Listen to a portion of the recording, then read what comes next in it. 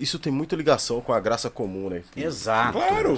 Que tem na gente. Existe a beleza, existe o evangelho e a manifestação de Deus Isso. em todos nós, né? Intencionalmente ou não, né? A gente consegue passar a glória de Deus nesse sentido, Isso, né? isso. Isso tanto dentro quanto fora. Isso quando você faz com amor. Eu acredito muito Total, nisso. Quando total. você faz com amor. Porque Isso. quando você faz com amor, independente de você ter o evangelho ou não, você está fazendo para Deus. Claro. E assim, quando a gente fala sobre amor, por exemplo, tem um cara que eu gosto muito, que é o Paulinho Mosca. O Paulinho Mosca é ateu, confesso, ele fala isso abertamente. Mas ele fala sobre o amor. E aí você fica assim, pô, mas do que ele está falando? Nem ele sabe do que ele está falando. É verdade. Porque ele nega Deus. Mas Deus é a fonte de todo amor.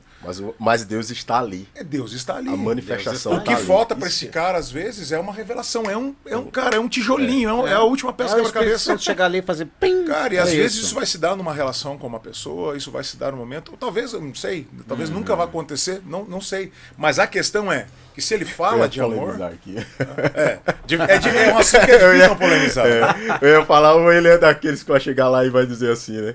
Mas eu nunca fiz nada para o Senhor. Cara, é um mistério. Mas seja bem-vindo, Senhor. Seja bem-vindo. Porque assim, se você pega na Bíblia, você vai ver, cara, a seguinte ideia. Polemizou forte, né?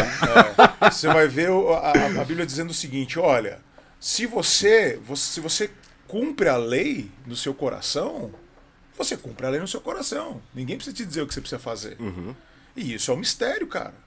Então tem verdade. gente que de repente não tem essa relação tão profunda com uma religião, mas, cara, de alguma forma ele cumpre certas partes dessa lei, ou talvez toda a lei no coração dela, cara. E quem vai dizer que essa pessoa não tá tendo uma experiência, não teve uma experiência, não caminha com Deus?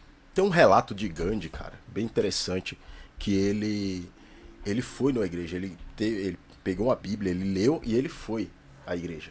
Só que ele foi nas igrejas da época dele, onde precisava ter uma roupa adequada para poder entrar. E ele foi barrado na porta da igreja, né? E ele foi barrado, não pôde entrar. E ele, beleza, ele não foi mais, mas ele continuou ali com a leitura dele e tudo mais. Sim. E aí chegou um momento que alguém perguntou para ele, né, se você lê a Bíblia, você tem contato com isso e tal.